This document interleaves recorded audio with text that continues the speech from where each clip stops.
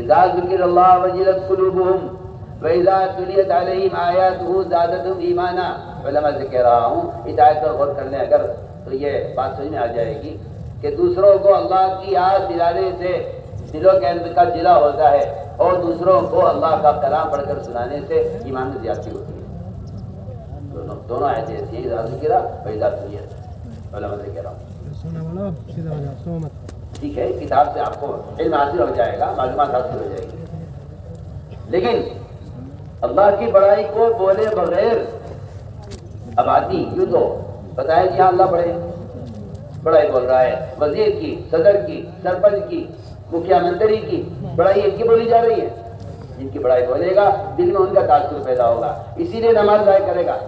دکان کی بڑائی بولی ہے نماز ضائع کرے گا، مال کی بڑائی بولے گا زکات ضائع کرے گا، غیر مسلموں کے ساتھ رہے گا، اپنے معاشرے کو برباد کرے گا۔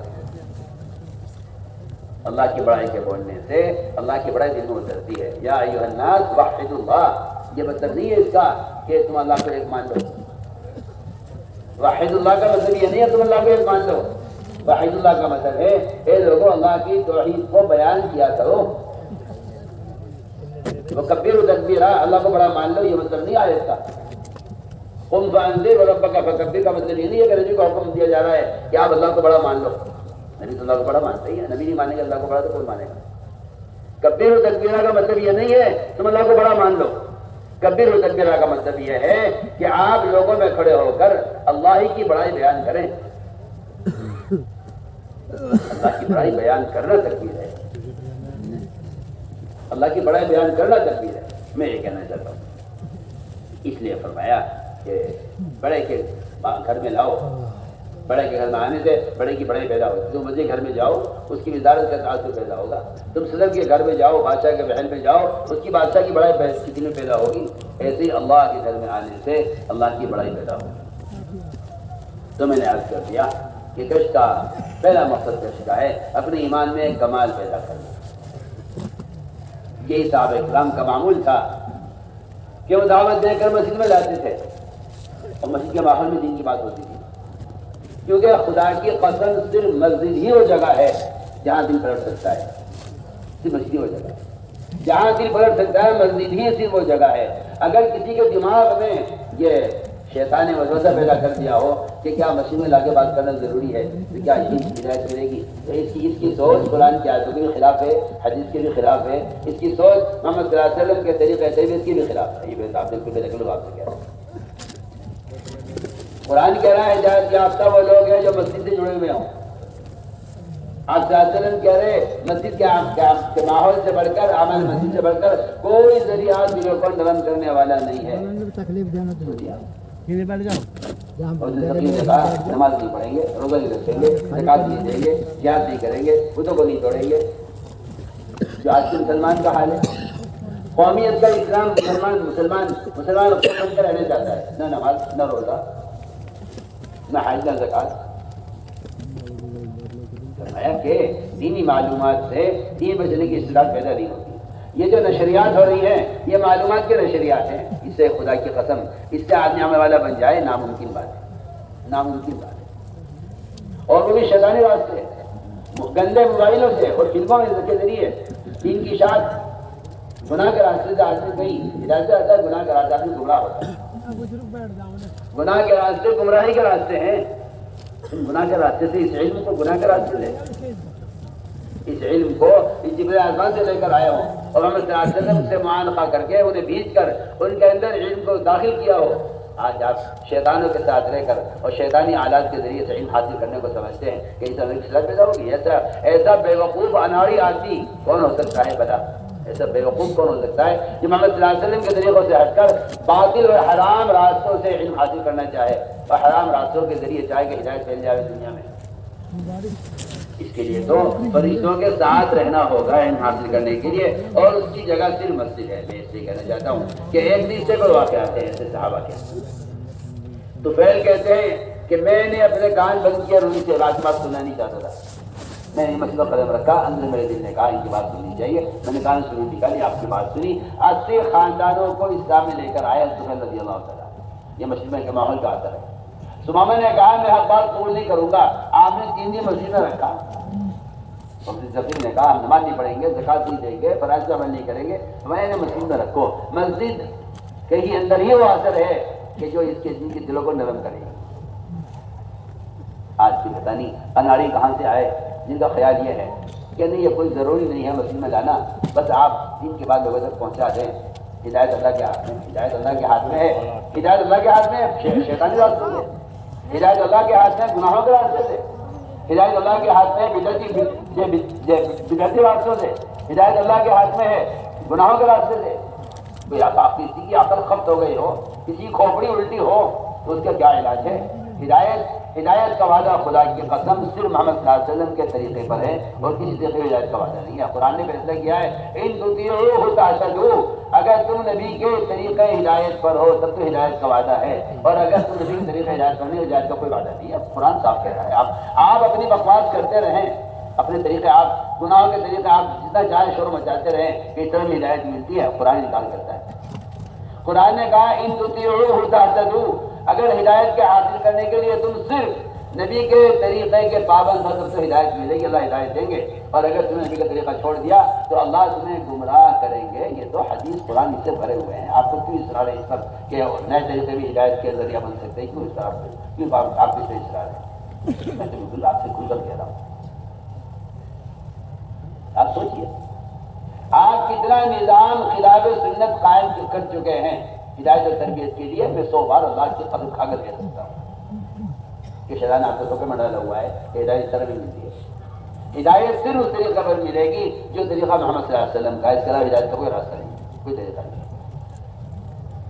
اس لیے فرمایا عمل کی استعداد پیدا کرنی ہے تو مسجد میں لاؤ، یہاں فرشتوں کے پروں میں رکھو۔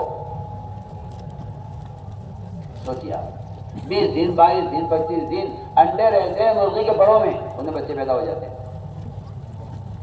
تم بچے دیکھ لو مگر میں مرغی پر انڈے کو بٹھا کے دیکھ لو، جو انڈا مرغی کے پر سے الگ پڑا رہے گا وہ گندا ہوگا، سڑے گا، بدبو اس کے اندر بنے گی، پھوٹ گیا تو پورے گھر میں بدبو ہوگی اس کی۔ یہ بدبو اس کی ہے کہ یہ مرغی کے پر سے الگ رہا ہے۔ میں کہتا ہوں جو لوگ مسجدوں کے ماحول سے دور رہتے ہیں، فرشتوں کے پروں سے الگ رہتے ہیں، ان میں غیبت کی گندگی، سود کی گندگی، جھوٹ کی گندگی، زنا کی گندگی، شراب کی گندگی، جوئے کی گندگی، ان کے اندر وہ بیماریاں پیدا ہوں گی جن کی بدبو ساری دنیا میں پھیلے گی۔ آپ سمجھتے ہیں دینی معلومات سے دین قائم ہوا ہے؟ ایسی حماقت کی سوچ کہاں؟ علم جبرائیل کی صحبت سے نبی کو مل رہا ہے اور نبی کی صحبت سے صحابہ کو مل رہا ہے۔ آج ان گندے موبائل کی صحبت سے علم حاصل ہوگا؟ کسی کی عقل خبط ہو گئی ہو، کسی کی کھوپڑی الٹی ہو گئی ہو، وہ تو یہ بات کر سکتا ہے کہ شیطانوں کی صحبت سے اور گندی فلموں کے دیکھنے سے کہ علم حاصل ہوتا ہے۔ اس لیے ان شیطانی راستوں سے ہٹ کر ہمیں پلٹنا پڑے گا سب کو اجتماعی طور پر اس طریقے محنت کی طرف جو طریقہ محنت محمد صلی اللہ علیہ وسلم کا ہے کہ صحابہ کی طرح گشت کرو بازاروں میں اور لوگوں کو ان کے ماحول سے اٹھا کر مسجد کے ماحول میں لاؤ۔ صحابہ خوشامد کر رہے ہیں صحابہ کی، وہ جو سارے صحابہ پورے دین پر قائم تھے ان کی خوشامد کر کے مسجد میں لایا جا رہا۔ آج مسلمان سارا دین چھوڑ چکا ہے، اکثر مسلمانوں کی بے دینی پر ہے۔ آپ کہتے ہیں مسجد آنا کوئی ضروری ہے؟ میرے دوست میں نے پہلی بات کر تربیت کا، تعلیم کا، عمل کے ساتھ کے پیدا ہونے کا جو سب سے بنیادی سبب اور ذریعہ ہے وہ صرف مسجد کا ماحول ہے۔ اس لیے میں نے پہلی صورت بیان کر دی، ایمان ایسے بنے گا۔ صاحب ہمارے حدیث میں جس کو بکثرت مسجد میں آتے جاتے دیکھو اس کے مومن ہونے کی گواہی دے دو۔ یہ پہلی صفت ہے، صفت ایمان، جس کو حاصل کرنے کا خدا کی قسم یہی واحد طریقہ ہے۔ میں واحد کہہ رہا ہوں۔ آپ کو اشکال ہے؟ آپ کو اشکال اس لیے ہے کہ آپ رواجی طریقوں کی باتیں کرتے ہیں، ہم سنت طریقوں کی باتیں کرتے ہیں، آپ کو اشکال ہے، اعتراض یہ آپ میں تو آپ سے بے حجاب بات کرتا ہوں۔ آپ کو شیطانی طریقے اچھے لگتے ہیں سنت کے مقابلے میں، اور ہمیں سنت طریقے اچھے لگتے ہیں تمہارے شیطانی طریقوں کے مقابلے میں۔ سوچو، کان کھول کر سوچو، غور کرو، کان کھول کر سوچو۔ آپ کو نیا طریقہ تعلیم، نیا طریقہ تربیت دی جائے، نہ اس میں ہدایت ہے، نہ اس میں تربیت ہے، نہ اس میں عمل کی اصلاح پیدا ہوتی ہے، کچھ نہیں ہوتا۔ اتنا دین نشر ہو رہا ہے، اتنا ابتداء، گاؤں کے گاؤں مرتد ہو رہے ہیں. اس لیے میں کہہ رہا ہوں تاکید سے کہ اپنے ایمان کی تکمیل کا واحد طریقہ یہ ہے کہ آدمی لوگوں کو نیکی پر آمادہ کرے. ہمارا گشت کا مقصد ہی امر بالمعروف و نہی عن المنکر، یہ گشت کا موضوع ہے جو ایمان کی تکمیل کا ایک واحد سبب ہے. ان علماء نے لکھا ہے جو آدمی نماز اتنی پڑھے کہ اس کی پیشانی سیاہ ہو جائے، روزے اتنے رکھے مسلسل رمضان کے علاوہ پورے سال کہ اس کے اور خوش پڑ جائیں اور زکات و فطر ادا کر دے. علماء نے لکھا ہے کہ ایمان کا کمال صرف یہ نہیں ہے اور ایمان کی علامت صرف یہ نہیں ہے کہ آپ بڑے دیندار ہیں، بڑے تاجر گزار ہیں اور بڑی تلاوت کرنے والے ہیں. ایمان کا کمال یہ ہے اور ایمان کی علامت یہ بھی ہے کہ آپ لوگوں کو نیکی پر آمادہ کرتے ہیں یا نہیں اور لوگوں کو برا سمجھانے کی کوشش کرتے ہیں یا نہیں. اس طرح میرے دوستوں جو روزانہ وقت فارغ کرنا پڑے گا ہر مسلمان کو، کیونکہ بالکل واضح بات ہے مسلمان غیر مسلم کے درمیان جو فرق ہے مسجد کو آباد کرنے کا فرق ہے. کیونکہ آج کے لوگ یہ سمجھتے ہیں کہ مسجد کی آبادی تبلیغ جماعت کا کام ہے، حالانکہ مسجد کی آبادی ہر مومن کا کام ہے. مسجد کو آباد کرنا ہر مومن کا کام ہے. قرآن نے صاف کہا انما یعمر المساجد من آمن باللہ ما کان المشرکین یعمرون مساجد اللہ. مشرکین مسجد کو آباد نہیں کریں گے، سارے ایمان والے مسجد کو آباد کریں گے. یہ 100% ایمان والوں کے ذمہ ہے کہ مسجد کو آباد کریں. اس طرح ہمیں خود مسجد والا بننا ہوگا اور ہر فرد کو دعوت دے کر مسجد سے جوڑنا ہوگا. دوسری بات یہ ہے کہ ایمان کے بعد سب سے اونچا درجہ نماز کا ہے. ایمان بالغیب اور اس کا اقامت الصلاۃ الذین یؤمنون بالغیب ویقیمون الصلاۃ. بالکل قرآن کی آیت یہ بتا رہی ہے ایمان نماز دونوں کو ساتھ جوڑا ہے کہ جو ایمان لائیں گے وہ نماز قائم کریں گے. میرے دوستوں جو ہمارے گشت کا موضوع ہے یہ ایک مسلمان سے اس وقت کی نماز ادا کروانے کی کوشش کرنا، یہ گشت کا موضوع ہے. آ جاؤ بھائی نماز کے لیے آ جاؤ. ایک آدمی دکان پہ بیٹھا ہوا ہے، نمازی کا نمازی ہے، نمازی لے جا رہا ہے. اس کے ذمہ لازم ہے، واجب ہے، میں کہہ رہا واجب ہے کہ اپنے پڑوسی دکان والے کا بھی ہاتھ پکڑ لیں. آ جاؤ بھائی نماز کے لیے چلے. اگر آپ کا خیال یہ ہے کہ اسے پڑھنی ہوگی تو پڑھ لے گا تو آپ گناہ گار ہوں گے. آپ سن لو کام کھول کے. آپ اگر آپ کا پڑوسی نماز نہیں پڑھتا تو گناہ اس کو نہیں ملے گا، صرف گناہ آپ کو بھی ملے گا. سن رہے میں کیا بول رہا؟ آپ کے دکاندار پڑوسی، آپ کا گھر کا پڑوسی، آپ کی گلی کا پڑوسی، اگر آپ کا نماز پڑھتے پابندی سے آپ کا پڑوسی نماز نہیں پڑھتا تو آپ یہ مت سمجھنا گناہ اسے ملے گا، نماز نہیں پڑھتا، گناہ آپ کو بھی ملے گا.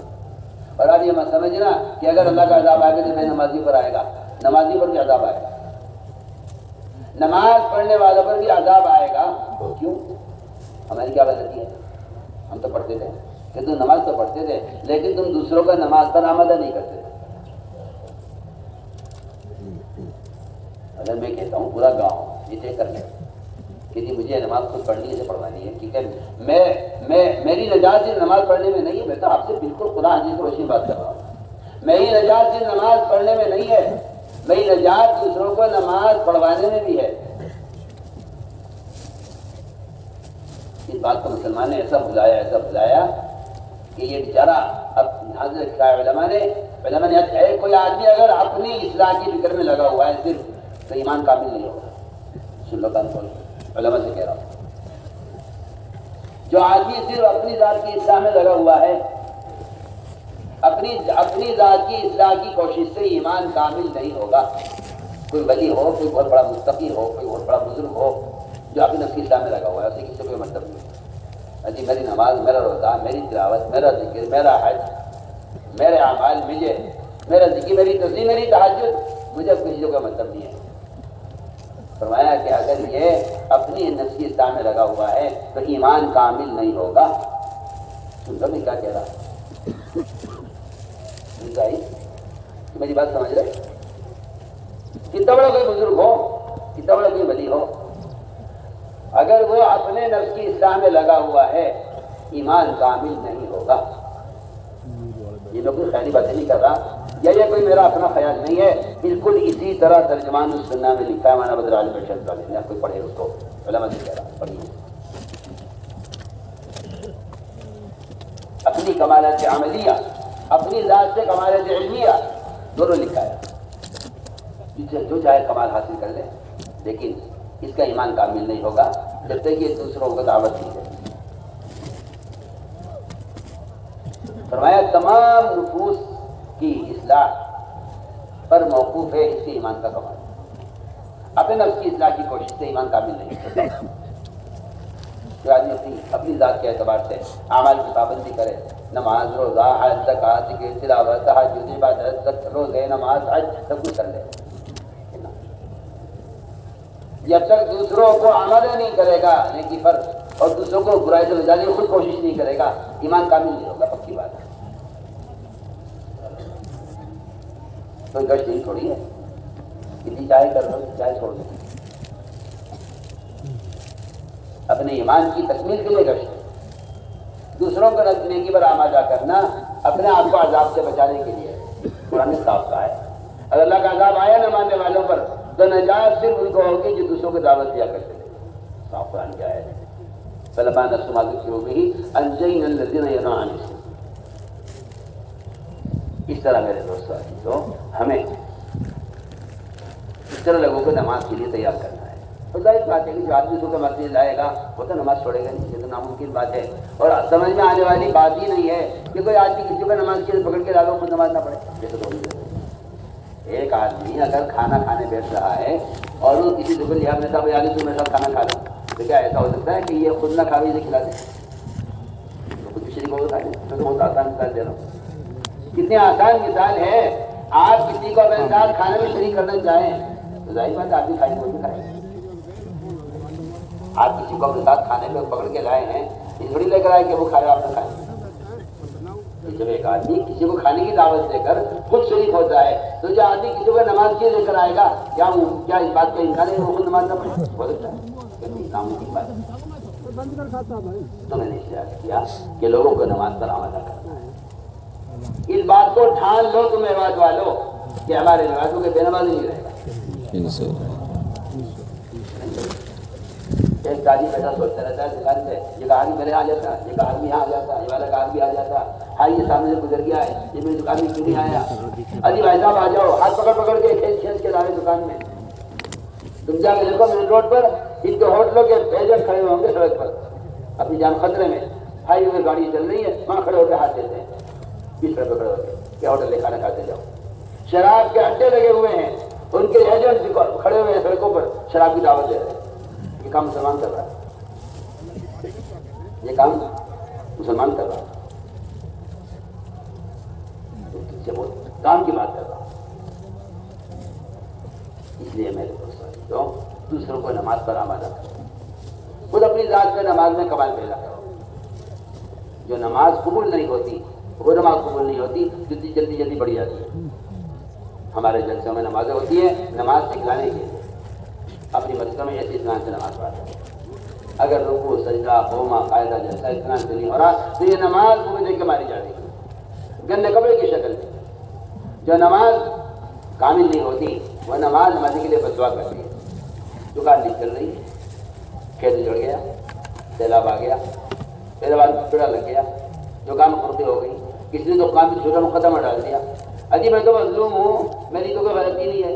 اچھا تو نے تو نماز کو برباد کیا، اب نماز کی بددعا لگے تجھے.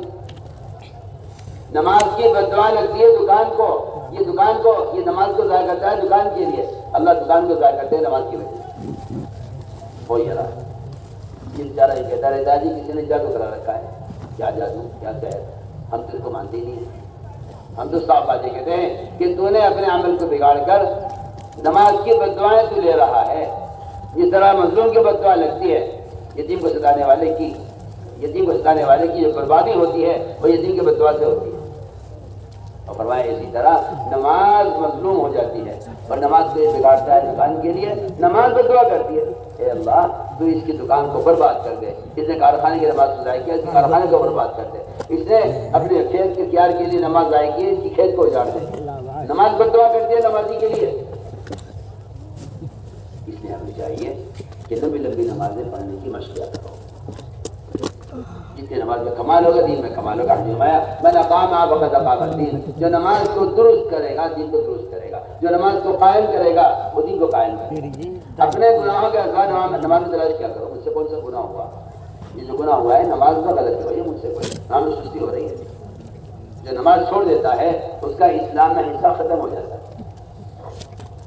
جو نماز چھوڑ دے اس کے اسلام میں کوئی حصہ نہیں ہے. بتائیے تو صحیح، جس کے اسلام میں کوئی حصہ نہیں وہ اللہ سے کیا لے لے گا؟ دعائیں مانگتا رہے، لوگوں سے دعائیں کراتا رہے. جس آدمی کا کمپنی میں کوئی حصہ نہیں ہے، کیا کمپنی سے کچھ ملے گا؟ کوئی شیئر نہیں، اس کا کوئی حصہ نہیں کمپنی میں، کیا ملے گا اسے کمپنی سے؟ کہ کمپنی سے ملے گا جس کا کمپنی میں حصہ ہے. اس کا اسلام میں تو کوئی حصہ ہے نہیں. تو بزرگ دعا کر دے، وہ اللہ والا دعا کر دے، کوئی مجھے نقص بنا دے، کوئی مجھے تعلیم دے دے، اس پہ پڑے رہتے ہیں، لگے رہتے ہیں. وہاں تو پتہ کر چکا نماز چھوڑنے کی وجہ سے مسلمان ہی نہیں. آدمی نماز چھوڑ دے، جو آدمی نماز چھوڑ دے وہ مسلمان ہی نہیں رہا. تو پھر آپ بتائیے تو صحیح، پھر آپ اللہ سے کیا لے لیں گے آپ؟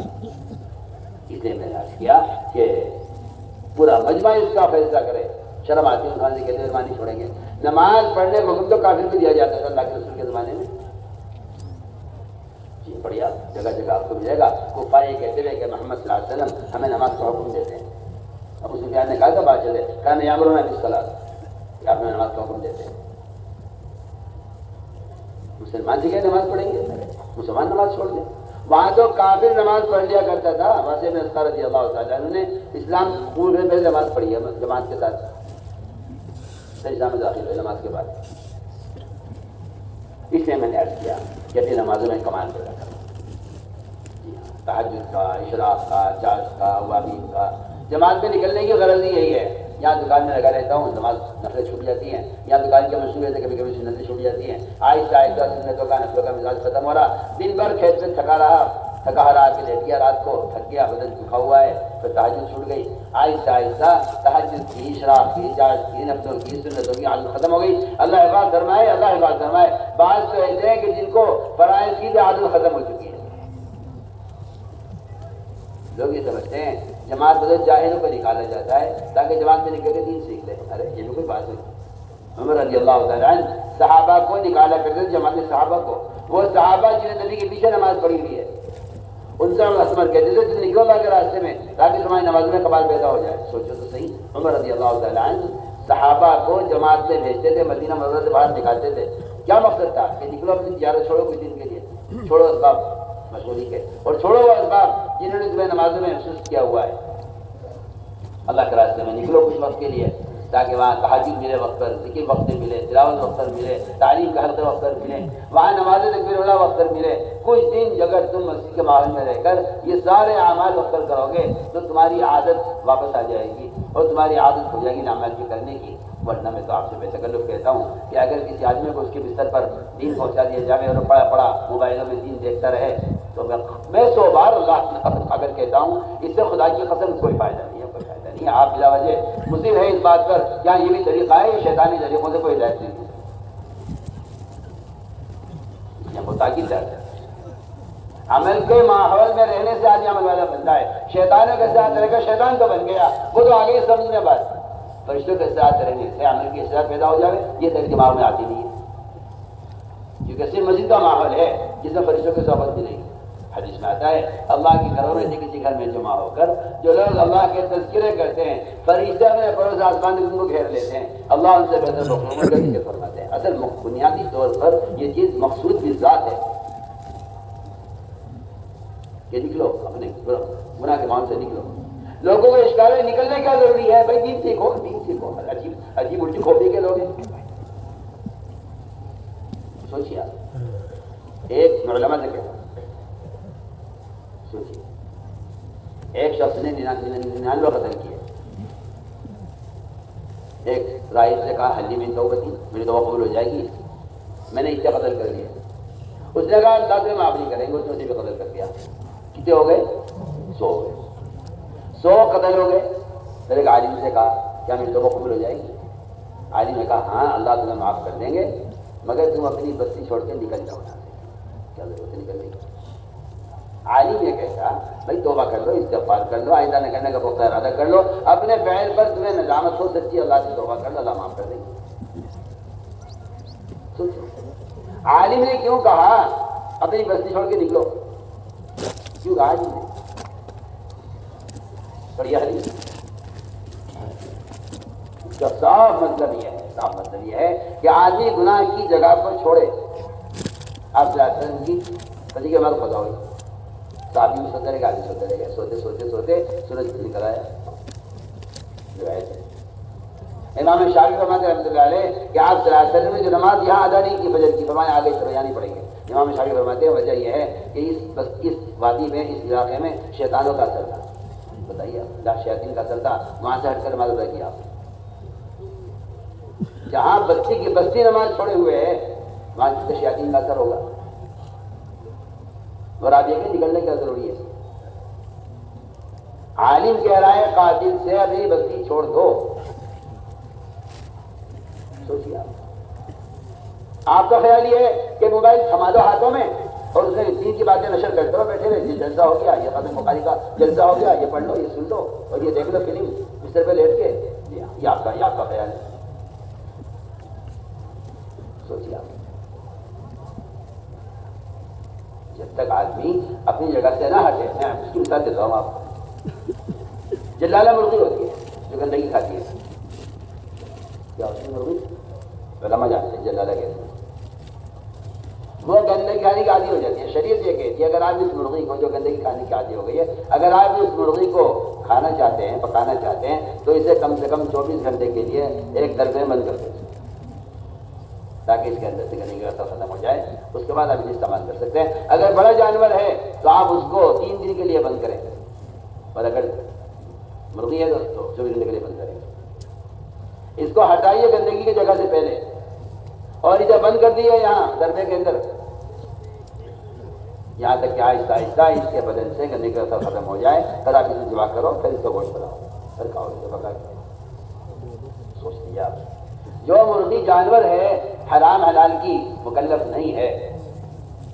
آپ سوچیے تو صحیح. اس مرغی کو کھانے کے قابل بنانے کے لیے تو آپ دربے میں بند کریں. اور اگر یہ کہا جائے کہ مسلمان جو اللہ کے احکام کا مکلف ہے، اس آپ کچھ وقت کے لیے مسجد کے ماحول میں رکھیں تاکہ اس کے اندر سے گناہوں کا اثر ختم ہو جائے، اسے کہتے ہیں یہ کوئی ضروری نہیں ہے. سوچیے میں تو آپ سے بالکل آسان باتیں آپ سے عرض کر رہا، میں تو کوئی مشکل بات نہیں کر رہا. مگر آپ کا خیال یہ ہے کہ لوگوں کو نکالنے کیا ضروری ہے؟ نکالنے کیا ضروری ہے؟ جو جہاں پڑا وہاں پڑا رہے اور آپ اپنے موبائلوں سے دین کے پیغام پہنچاتے رہیں. تو آپ سے بالکل بے تکلف ہے. اصل مسئلہ یہ ہے کہ امت گناہوں کی عادی ہو گئی ہے. اس عادت کو چھڑوانے کے لیے اللہ حفاظت فرمائے جو لوگ شراب کے عادی ہو جاتے ہیں ان کو اسپتالوں میں رکھا جاتا ہے قید کر کے تاکہ ایک عرصے تک یہ شراب نہ پئیں. ان کے بدن میں جو شراب کے اثرات ایسے داخل ہو چکے ہیں کہ وہ مجبور کرتے ہیں شراب پینے پر. ان کی عادت کو چھڑوانے کے لیے ان کو اس کو بند کر کے رکھا جائے چاہیے ہوتا ہے. تو میں کہتا ہوں کہ اسی طرح جب آدمی خدا نہ کرے نعوذ باللہ گناہوں کا عادی ہو جاتا ہے تو اس کا بدن ان گناہوں کی وجہ سے اتنا ان کا عادی ہو جاتا ہے گناہوں کا کہ وہ عادت چھوٹتی نہیں ہے جب تک اس کو اس ماحول سے نکال کر عمل کے ماحول میں لائے. تو اس نے ہم نے عرض کیا کہ ہم اس طرح عمل کے ماحول میں رہیں. تو میں نے عرض کیا کہ عمر رضی اللہ تعالیٰ عنہ صحابہ کو نکالا کرتے جماعت سے جاؤ تاکہ تمہاری نمازوں میں کمال پیدا ہو جائے. نماز میں کیا کمی ہوگی؟ آج ہم اپنی نماز کا صحابہ کی نماز سے مقابلہ کر کے دیکھیں. اس لیے میرے دوستوں نمازوں میں کمال پیدا کرنا ہے. جماعت میں نکل کر خوب موقع ملے گا لمبی لمبی نمازیں پڑھنے کا. تہجد کا خوب اہتمام کرو. تہجد یہ رات کا قیام اور یہ تہجد کیونکہ یہ تو سب سے زیادہ اللہ کے قرب کا ذریعہ ہے. حدیث میں آتا ہے نوافل کی کثرت سے بندہ اللہ کے اتنا قریب ہو جاتا ہے. اللہ فرمانے میں خود اس کے اعضا بن جاتا ہوں. اللہ فرمانے میں خود اس کے اعضا بن جاتا ہوں. اتنا قریب ہو جاتا ہے بندہ نماز نوافل کے ذریعے اللہ کے اتنا قریب ہو جاتا ہے. تو جو آدمی اللہ کے اتنا قریب ہو جائے گا تو بتائیے تسی کیا پھر اس سے اس بات کا امکان ہے کہ یہ گناہ کرے؟ اللہ فرما رہے ہیں میں اس کے ہاتھ بن جاتا ہوں، میں اس کے پاؤں بن جاتا ہوں. اللہ فرما رہے ہیں میں اس کی آنکھ اس کے کان بن جاتا ہوں، اس کی زبان اس کے اعضا بن جاتا ہوں تاکہ کیونکہ یہ سارے اعضا پھر گناہوں سے بچ جائیں گے. اس لیے نوافل کا خوب اہتمام کریں. اور نوافل کا اہتمام جوان میں قدر ہی ہو سکتا ہے. جب آدمی ان تمام اسباب سے ہٹ جاتا ہے جو اسباب آدمی کو تھکا دیتے ہیں دنیا میں، پھر وہ عبادت کے قابل رہتا نہیں ہے۔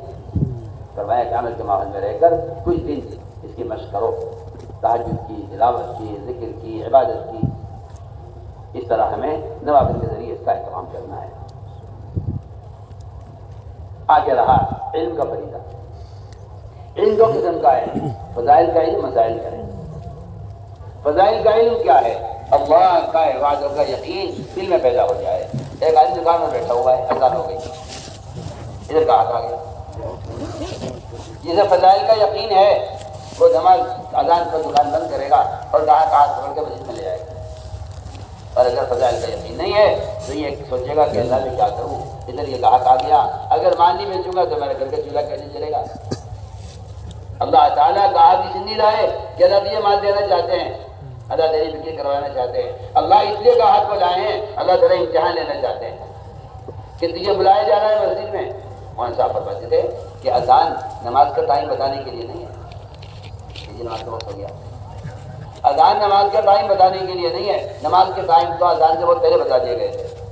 آپ پڑھیے، ادھر پڑھیے، اذان تو بہت بعد میں آئی، نماز تو بہت پہلے سے ہو رہی تھی، نماز کے وقت سے پہلے بتا دیے گئے۔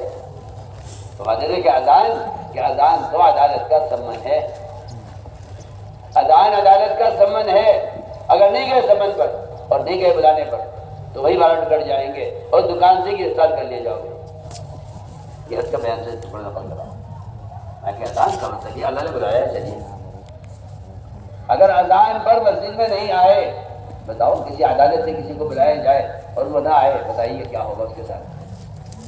فرمایا کہ اذان تو اللہ نے آپ کو بلایا ہے، آپ اللہ کے بلانے پر چلیے۔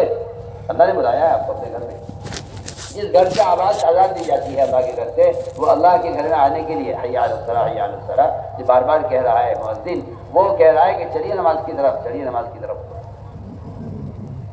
اس طرح ہمیں چاہیے کہ فضائل کا علم حاصل کریں۔ جب باتوں کا یقین دل میں ہوتا ہے تو آدمی، آپ سوچیے نا، ایک آدمی آپ کو کرا دیجیے لو 100 روپے لے لو، یہاں آ جاؤ۔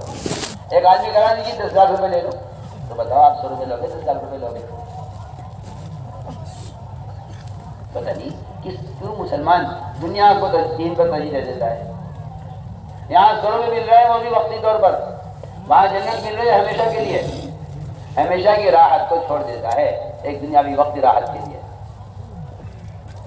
اس نے فرمایا کہ تعلیم گھروں میں جم کر بیٹھو، اللہ کے وعدوں کا یقین لے کر جاؤ بازاروں میں، اور بازاری ماحول میں جا کر کہو بازاری لوگوں سے، دیکھو یہ وعدہ اس عمل پر ہے۔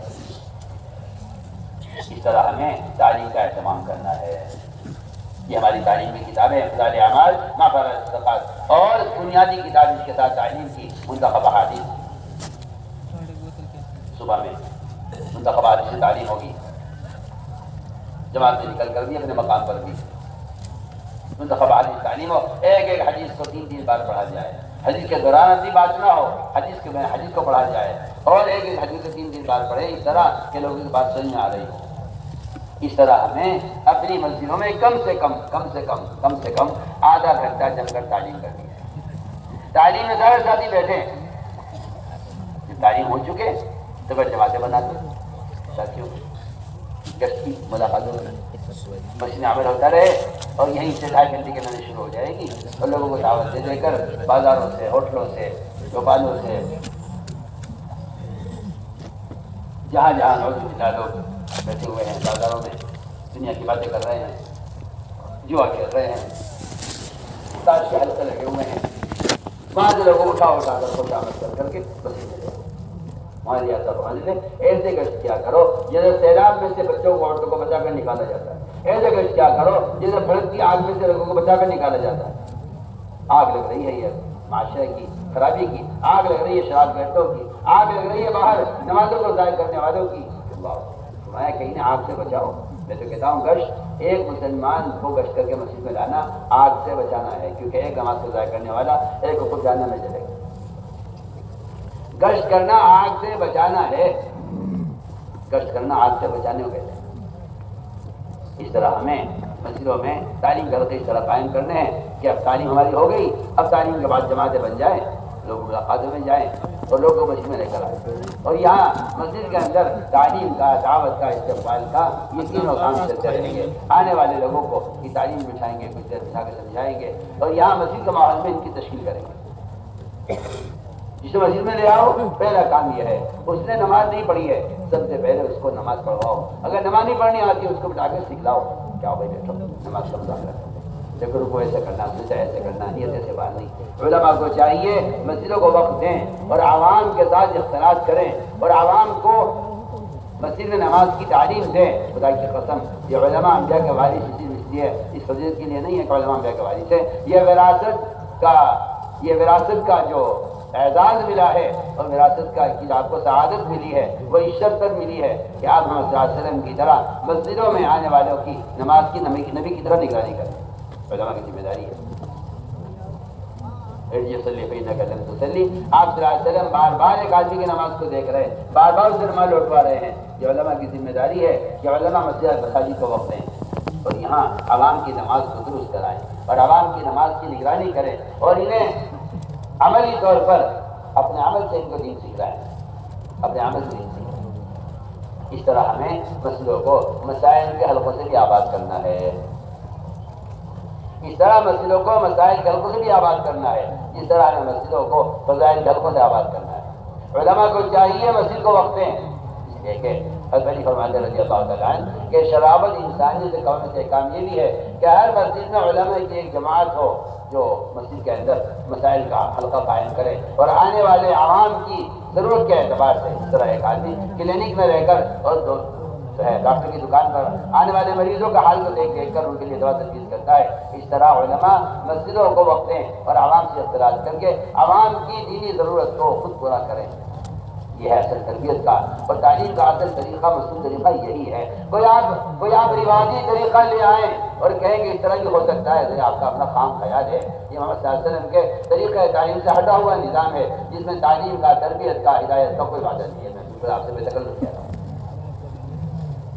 تعلیم کو لاؤ نبی کے طریقے پر۔ اس کے طریقے کی شرط یہ ہے کہ عوام اور علماء جمع ہوں، عوام علماء کی صحبت میں رہیں اور مسجد کے ماحول میں رہ کر علماء کے عمل سے علم حاصل کریں۔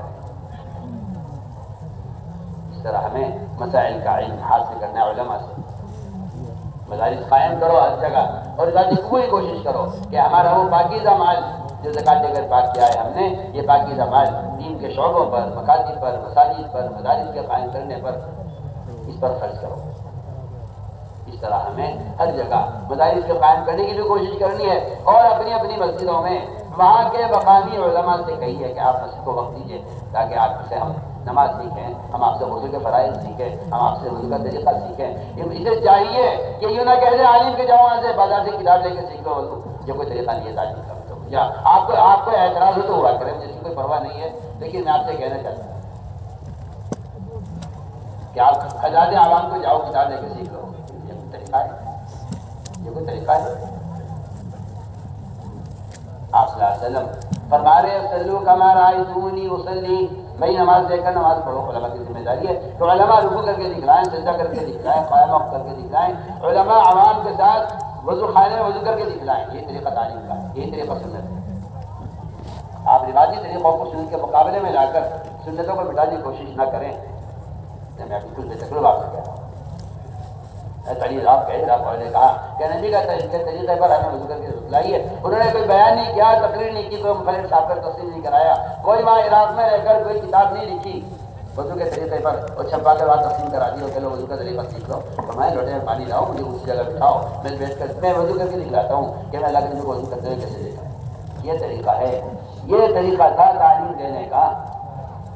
تعلیم کتاب سے نہیں دی جاتی تھی، عوام کو تعلیم کتاب سے نہیں دی جاتی تھی، کتاب تو علماء کے لیے ہوتی تھی اور وہ کتاب سے عمل کو سمجھ کر خود عمل کر کے دکھلاتے تھے۔ یہ طریقہ تعلیم کا مسنون ہے، یہ طریقہ مؤثر ہے، یہی طریقہ قابل اعتبار و اعتماد کہا جا سکتا ہے۔ میں بالکل آپ سے بے تکلف عرض کرتا ہوں۔ اس طرح ہمیں مسائل کا علم۔ اگلی بات یہ ہے میرے دوستوں عزیزوں، علم بھی حاصل ہو گیا، عمل کا طریقہ بھی آ گیا، مگر ذکر کا اہتمام نہیں ہے۔ جو آدمی ذکر نہیں کرے گا اسے بے شک علم ہو دین کا، وہ اس اندھے کی طرح ہے جس کی آنکھوں میں روشنی نہ ہو، کیا کرے گا، کہاں جائے گا؟ جو آدمی جانتا ہے لیکن اندھا ہے، ایک قدم نہیں اٹھا سکتا۔ آدمی کو معلوم ہے گھر کا راستہ، اپنے گھر کا نقشہ معلوم ہے، اچانک لائٹ چلی جائے یہ گھر میں کھڑا رہ جائے گا، ایک قدم نہیں ہلا سکتا، جی کدھر جاؤں چل نہیں آ رہا، کمرہ کدھر ہے، دروازہ کدھر ہے، اندھیرے میں خبر نہیں۔ بس میں کہتا ہوں کہ ذکر ایسی روشنی ہے کہ جسے چلنے پہ راستہ نظر آئے گا، اگر راستہ نظر نہیں آتا آپ کے پیر کے نیچے سانپ ہے یا رسی آپ کو پتہ نہیں، آپ اندھیرے میں سانپ کو پکڑ رہے یا رسی کو پکڑ رہے آپ کو پتہ نہیں، آپ کس خطرے میں آپ ہاتھ ڈال دیں اندھیرے میں۔ ذکر سے روشنی ملے گی، ذکر سے روشنی ملے گی، یہ بات یاد رکھو کہ اللہ کا ذکر اللہ کی جان کے ساتھ کیا جائے، تنہا میں کیا جائے۔ روزانہ طے کرو کہ میں عصر کے بعد باوضو قبلہ رخ ہو کر مسجد میں بیٹھ کر، جب میں نے مسجد کو کہا ہے کہ یہ گھروں کا ماحول اب رہا نہیں ہے ایسا کہ آدمی دھیان سے اللہ کے دھیان سے ذکر کر سکے، جی ہاں وہ بے دھیانی ہوتی ہے، اور یہ ایسا فرماتے تھے اللہ کے دھیان کے بغیر ذکر کریں ایسی بے ادبی ہے جس سے دلوں میں سستی غفلت پیدا ہوتی ہے۔ جب ذکر کریں تنہائی میں کریں، زبان کو دل کے تابع کریں، اللہ کے جانے کی پوری کوشش کریں۔ اس طرح ایک دفعہ تیسرے کلمے کی سبحان اللہ الحمدللہ لا الہ الا اللہ اکبر ولا حول ولا قوت الا باللہ العلی العظیم، ایک دفعہ دوسرے کی استغفار کی، تین تسبیح صبح شام جی لگا کر اللہ کی طرف جگہ پڑھنے کا اہتمام کرنا۔ تمام اذکار میں افضل ذکر قرآن کی تلاوت ہے، اس افضل کوئی ذکر نہیں ہے، یہ اللہ کی ذات سے نکل کر آیا۔ سارے کلام القرآن کی اس طرح فوقیت ہے جس طرح اللہ تعالیٰ کو ساری مخلوق پر فوقیت، جس طرح اللہ ساری مخلوق سے اعلیٰ ہے اور افضل ہے، اسی طرح اللہ کا کلام سارے کلاموں سے افضل ہے۔ لیکن یہ بات نوٹ کر لینا اور دماغ میں آج بٹھا لینا کہ قرآن صرف قرآن میں دیکھ کر پڑھنا ہے، ہمارے یہاں موبائل میں قرآن کے پڑھنے رکھنے کی قطعاً کوئی گنجائش نہیں، کوئی گنجائش نہیں ہے۔ یہ قرآن کی توہین ہے، قرآن کی بے حرمتی ہے، قرآن کی بے ادبی ہے، قرآن کی تعظیم کے خدا کی قسم قطعاً خلاف ہے، ہمارے کی قدر کو گنجائش ہے۔ سوچیے، آپ سوچیے، بجائے اس کے کہ آپ جائز ناجائز کے بحث میں پڑھیں، آپ اپنے دل سے پوچھیے، صاف حدیث ہے، اپنے دل سے فتویٰ لے، چاہے بعد میں مفتی کچھ فتویٰ دیتے ہو، اپنے دل سے فتویٰ لے، کیا خیال ہے آپ نے ماں باپ کی تصویر لگا سکتے ہیں قرآن میں؟ ماں باپ کی تصویر قرآن میں لگا سکتے ہیں؟ خدا نہ کرے نعوذ باللہ، ماں باپ سوچیے، آپ ماں باپ کی تصویر قرآن میں لگا سکتے ہو، اور ادھر دیکھو نا میں کیا کہہ رہا، لگا سکتے ہو؟ کوئی دکھا دے مجھے قرآن دنیا میں کسی فلاں آدمی نے اپنے ماں باپ کی تصویر، باپ کا ادب میں احترام میں ایک ادھر کے جو ہے جس پر ماں باپ کی تصویر ماں کی تصویر قرآن میں لگا رکھی ہے، آپ نے سنا کہ اور سینکڑوں ننگی تصویروں میں، گندی فلموں میں آپ قرآن رکھے ہوئے، اس کا قابو کو روشنی ہے، اس میں کیا ہے؟ مجھے سب موبائل دکھایا، میں کوئی خیری بات نہیں کرتا، مجھے موبائل دکھلایا، آدھے موبائل پر سورہ فاتحہ تھی، آدھے موبائل پر ایک ننگی تصویر رکھی تھی، کہیں دیکھی جائے، اور یہ کچھ بھی بات نہیں ہے، آپ سے کہہ رہا ہوں، میں کوئی جھوٹی بول رہا ہوں، آپ جانتے ہیں، موبائل استعمال کرنے والے جانتے ہیں کہ ہر چیز چاہتے ہیں، یہ آدھے اسکیم پر سورہ فاتحہ ہے، آدھی اسکیم پر آگے ایک ننگی لڑکی کی تصویر آ رہی ہے، بتائیے آپ کہتے ہیں کوئی حل نہیں، آپ کہتے ہیں اس سے مت روکو، مجھے آپ کی رائے پر مجھے حیرت ہے، آپ کے اشتہار پر مجھے تعجب ہے، سوچیے آپ ذکر تبدل چاہتا ہے جائز چیزوں سے، بیوی کو، بچوں کو، ماں باپ کو، سب کو چھوڑ کر آج جب ذکر کریں اللہ کے ساتھ تنہا ہو جائیں۔ بتائیے آپ جب جائز چیزوں سے ذکر تبدل کا حکم دے رہا ہے تو بتائیے تو صحیح ان اعلیٰ تلاوت العلم سے قرآن کی تلاوت کا کیا جوڑ ہے؟ میری عقل حیران ہے، کوئی مجھے سمجھا دے۔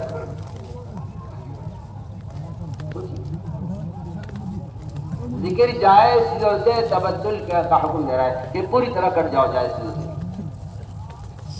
ایک صاحب نے مسئلہ معلوم کیا کہ جی وہ میں قرآن کی تلاوت کر رہا ہوں، کیا اس کے درمیان چائے پی سکتا ہوں؟ ایک گھونٹ چائے کا لے لوں، قرآن پڑھتے پڑھتے درمیان ایک گھونٹ چائے کا لے لوں۔ کسی نے سوال کیا، کس طرح کیا، اسی حساب سے لگا کہ نہیں، قرآن تو اللہ کی طرف توجہ ہو کر اور سارے کام چھوڑ کر قرآن پڑھا جائے۔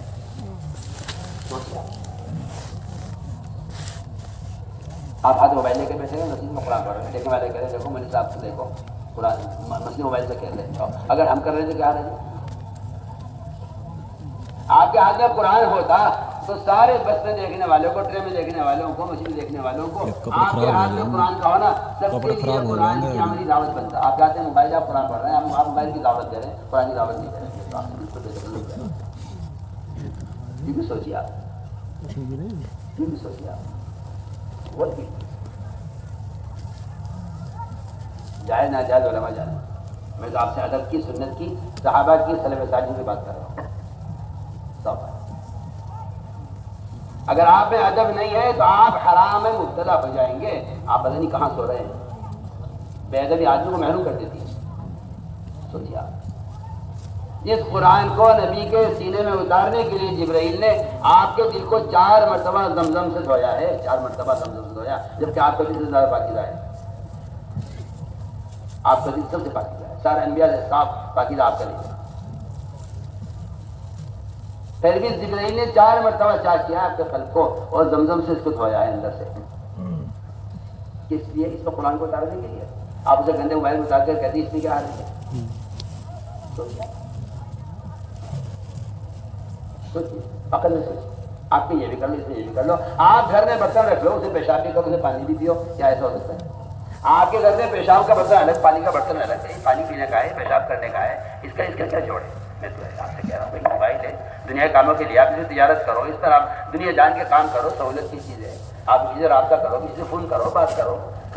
ذکر کا موبائل کا، فلم کا موبائل کا، قرآن کا، ننگی تصویروں کا کیا جوڑ ہے؟ کوئی اگر سوچے اور آپ نے کوئی حرج نہیں، تو آپ نے تو قرآن کی بے ادبی کا دروازہ کھول دیا۔ آپ نے کہتے کوئی حرج نہیں ہے، کہاں سے قرآن کی تعلیم؟ سوچیے،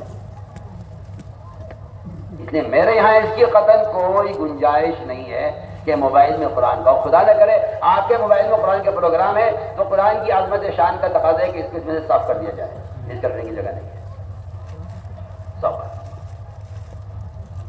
ہمارا اس کی قطعاً کوئی گنجائش نہیں۔ ہماری جماعتوں کو میں خاص طور پہ کہہ رہا ہوں، ہمارا قطعاً کی کوئی گنجائش نہیں ہے، ہمارے یہاں کوئی گنجائش نہیں۔ سوچیے، آپ عقل سے سوچیے نا، آپ کا دل کیا کہتا ہے؟ آپ سے دل سے پوچھیے، آپ کا دل کیا کہتا ہے؟ میں تمہیں ساتھ دے چکا ہوں، اپنے والدین کی تصویر آپ قرآن میں لگانا اچھا نہیں سمجھتے تو سینکڑوں ننگی فلموں میں قرآن میں کہتا آپ کو اچھا لگتا ہے، آپ خود ہی بتائیے کیوں؟ کیا ضرورت پیش ہے؟ کل تک موبائل نہیں تھا، کسی نے سوچا کہ موبائل ہوتا اس کو قرآن ہوتا؟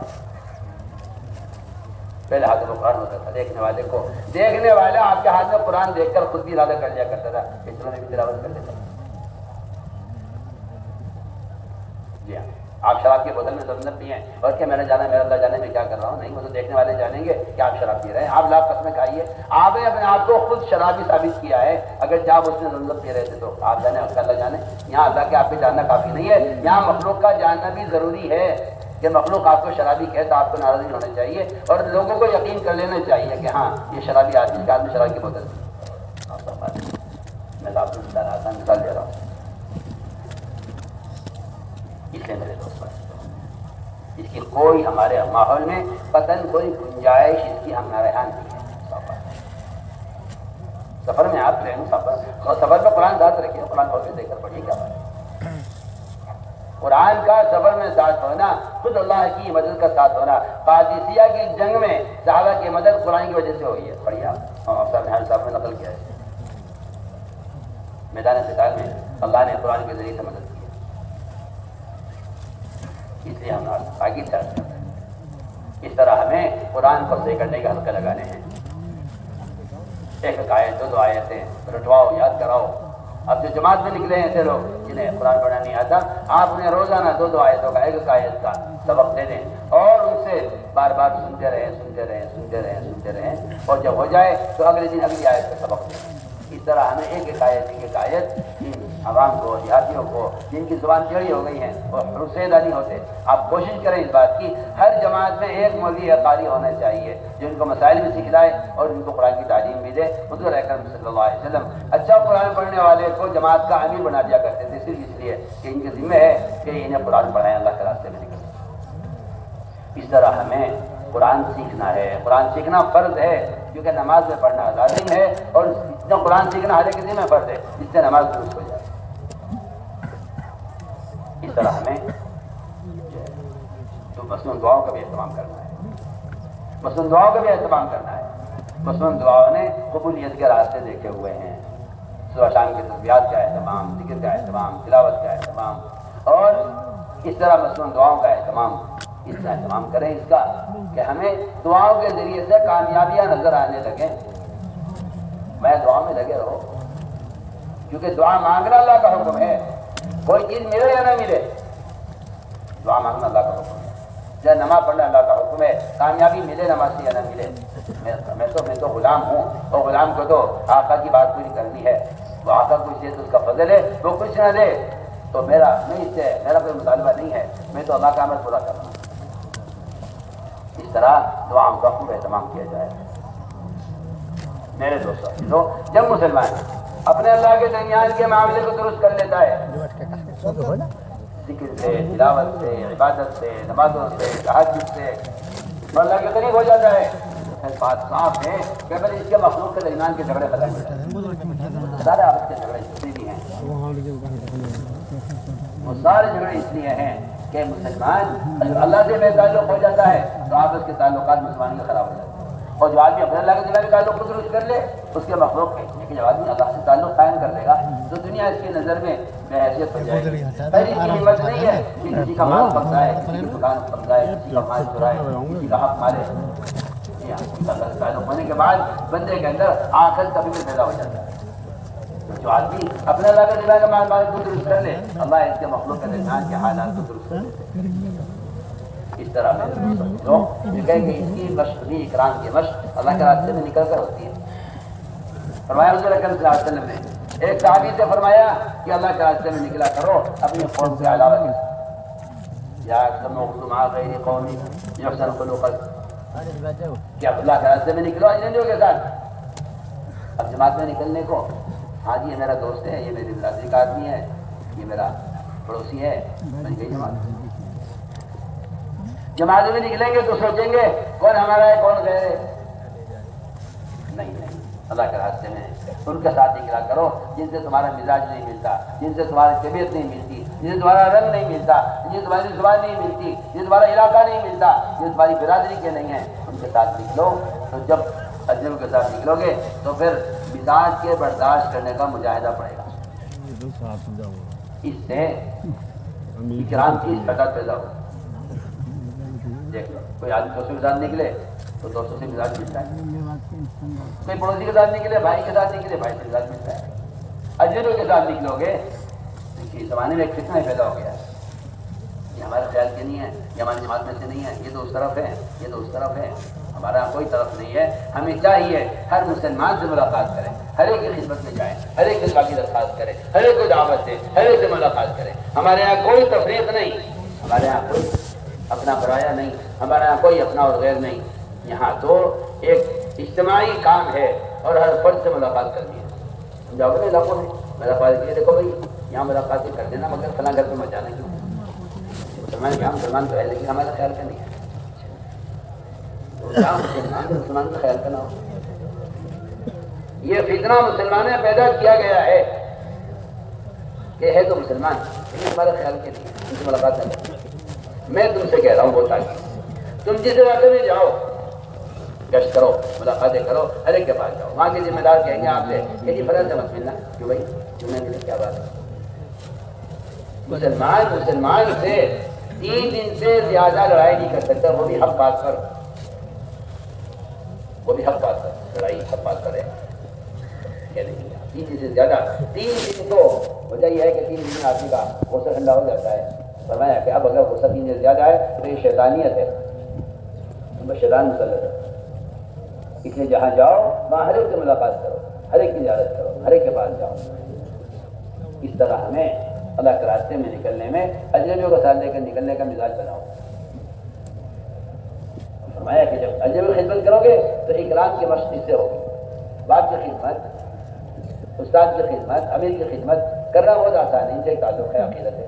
یہ ساتھی کو میں جانتا ہی نہیں جی، عمر صاحب نے کہا دیکھو یہ فلاں ساتھی بیچارہ بخار ہو گیا، اس کو تم ذرا اس کا بدن اس کی خدمت کرنا حکیمت جانتے نہیں کون ہے وہ خدمت کر رہے ہیں جس کو جانتے نہیں اس کی خدمت کرنے سے اکرام کی مشق ہوگی یہاں اجنبی کی خدمت کر رہا ہے بتاؤ واپس آ گیا ماں باپ کی کیسے خدمت کرے گا پڑوسی کی کیسے خدمت کرے گا چچا کی تائی کی کیسے خدمت کرے گا جب وہاں اجنبی کی خدمت کر آیا تو یہاں اپنوں کی خدمت کرنا اکرام کرنا کتنا آسان ہو جائے گا اس لیے میں نے عرض کیا کہ جماعت سے نکلا اس لیے جاتا ہے تاکہ نئے لوگوں کی خدمت کرنے سے ہمارے اندر اکرام کی استعداد پیدا ہو جائے اس طرح ہمیں اللہ کے راستے میں نکل کر اکرام کی حضور اکرم صلی اللہ علیہ وسلم صحابہ کے ساتھ ہوتے تو فرماتے کہ تم سارے کام تمہیں تقسیم کر لیے لکڑی کون آگ کون جلائے گا کھانا کون پکائے گا اور لکڑی کون لائے گا بس جنگل سے چن کر جی آپ فرماتے کہ میں جاؤں گا آپ خود نہیں لے جاتے آپ صحابہ کے ساتھ لکڑی چن کر لا رہے جنگل سے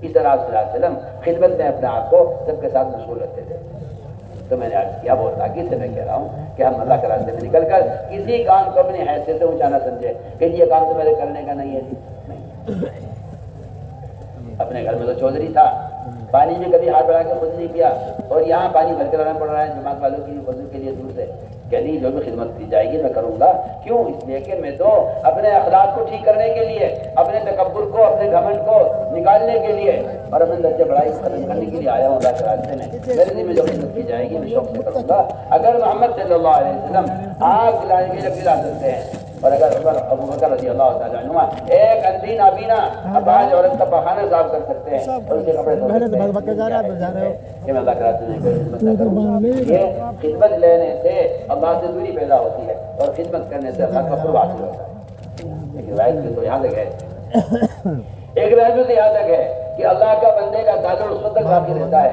جب تک کہ دوسرے خدمت نہیں لیتا اس وقت تک اس کا اللہ کا تعلق باقی رہے گا کہ خدمت دینے سے بڑائی پیدا ہوتی ہے اور بڑائی سے پیدا ہوتی ہے اس کا اللہ کا تعلق ختم ہو جاتا ہے اور خدمت کرنے تواضع پیدا ہوتی ہے اور جس آدمی میں تواضع ہوتی ہے وہ اللہ کے قریب بھی ہو جاتا ہے اور اللہ تعالیٰ تواضع والوں کو اونچا درجہ عطا فرماتے ہیں من تواضع للہ رفعہ اللہ اللہ تعالیٰ بلند درجے دیتے ہیں لوگوں کو جب تواضع پیدا کرتے ہیں اس طرح ہمیں اکرام کی مشق کرنی ہے یہ ہے اکرام کا نسبت یہ سارے کام اللہ کو راضی کرنے کے لیے کیے جائیں ہماری اس میں کوئی غرض نہیں ہے نہ نام و نمود کی غرض ہے لوگ کہتے ہیں جی پتہ چل جاتا ہے وہ ہم نہیں کیا ہے آج کل ان موبائلوں کی وجہ سے میں سمجھتا ہوں کہ اخلاص کو تو تہس نہس کر دیا اس نے دقت ہو رہی ہے آدمی خوش ہوتا ہے لوگ دیکھ رہے ہیں اللہ مجھے معاف کرے آرام سے بیٹھ میں کسی کی غیبت نہیں کرتا لیکن جو صورتحال بنی ہوئی ہے بات کرتا ہوں کہ ان دینی مجلسوں میں اب فلمیں اس لیے بنائی جاتی ہیں تاکہ لوگوں کو پتہ چلے کہ ہم نے کیا کیا